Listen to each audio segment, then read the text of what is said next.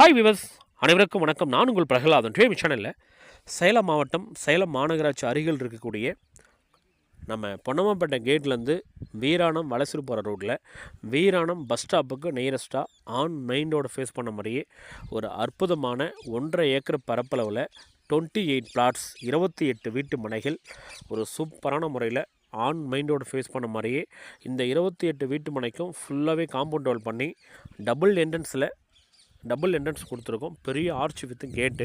இந்த லேஅவுட்டுக்குள்ளே சிறப்பம்சங்கள் ஃபெசிலிட்டிஸ்னு சொல்லி பார்க்கும்போது 33 ஃபீட்டில் மெயின் ரோடும் 30 ஃபீட்டில் கட் ரோடும், டபுள் சைடில் காங்கிரட் ட்ரைனேஜி, இபி கனெக்ஷன் இருக்குது. அது இல்லாமல் வாட்டர் கனெக்ஷன், ஒவ்வொரு ஃப்ளாட்டுக்கும் மேட்ரு கனெக்ஷன் தண்ணி செப்பரேட்டாக நம்ம பண்ணியிருக்கோம்.